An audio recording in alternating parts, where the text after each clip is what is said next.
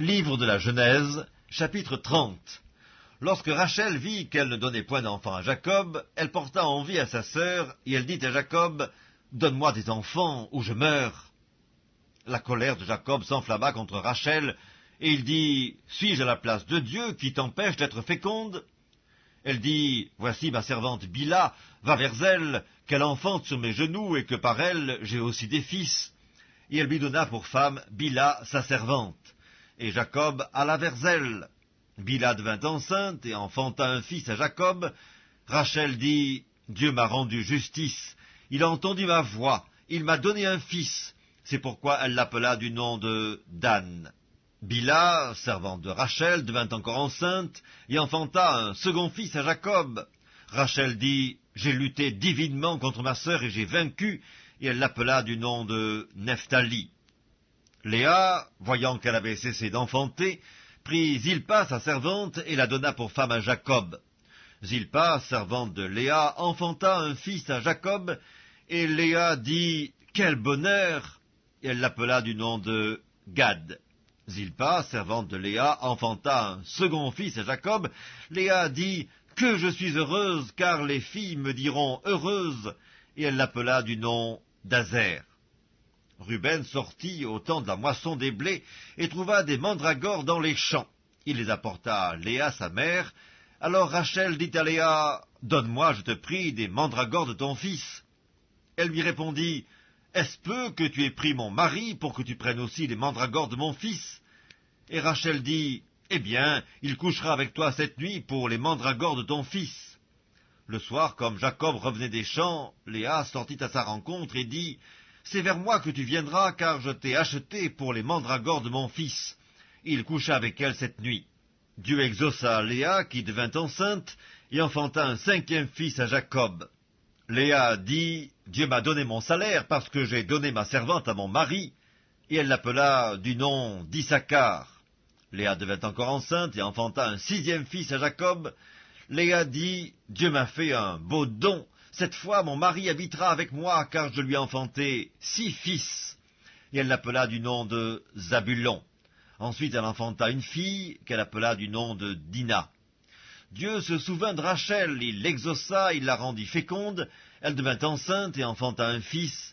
Et elle dit, « Dieu a enlevé mon opprobre. » Et elle lui donna le nom de Joseph, en disant, « Que l'Éternel m'ajoute un autre fils. » Lorsque Rachel eut enfanté Joseph, Jacob dit à Laban, « Laisse-moi partir pour que je m'en aille chez moi, dans mon pays. Donne-moi mes femmes et mes enfants pour lesquels je t'ai servi, et je m'en irai, car tu sais quel service j'ai fait pour toi. » Laban lui dit, « Puissais-je trouver grâce à tes yeux? Je vois bien que l'Éternel m'a béni à cause de toi. Fixe-moi ton salaire et je te le donnerai. » Jacob lui dit, « Tu sais comment je t'ai servi et ce qu'est devenu ton troupeau avec moi, car le peu que tu avais avant moi s'est beaucoup accru et l'Éternel t'a béni sur mes pas. Maintenant, quand travaillerai-je aussi pour ma maison? » Laban dit, « Que te donnerai-je » Et Jacob répondit, « Tu ne me donneras rien, si tu consens à ce que je vais te dire, je ferai paître encore ton troupeau et je le garderai. Je parcourrai aujourd'hui tout ton troupeau, mais à part parmi les brebis tout agneau tacheté et marqué et tout agneau noir, et parmi les chèvres tout ce qui est marqueté et tacheté. Ce sera mon salaire. Ma droiture répondra pour moi demain, quand tu viendras voir mon salaire. Tout ce qui ne sera pas tacheté et marqueté parmi les chèvres, et noir parmi les agneaux, ce sera de ma part un vol. » Laban dit, « Eh bien, qu'il en soit selon ta parole. » Ce même jour, il mit à part les boucs rayés et marquetés, toutes les chèvres tachetées et marquetées, toutes celles où il y avait du blanc, et tout ce qui était noir parmi les brebis. Il les remit entre les mains de ses fils.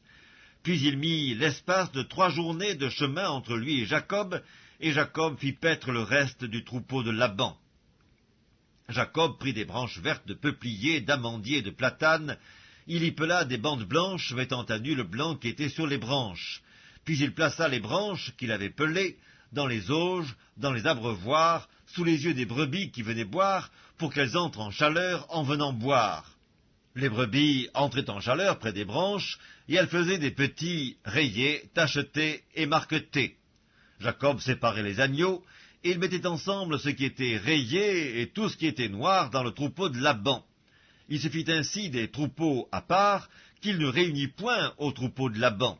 Toutes les fois que les brebis vigoureuses entraient en chaleur, Jacob plaçait les branches dans les auges, sous les yeux des brebis, pour qu'elles entrent en chaleur près des branches. Quand les brebis étaient chétives, il ne les plaçait point, de sorte que les chétives étaient pour Laban et les vigoureuses pour Jacob. Cet homme devint de plus en plus riche, il eut du menu bétail en abondance, des servantes et des serviteurs, des chameaux et des ânes.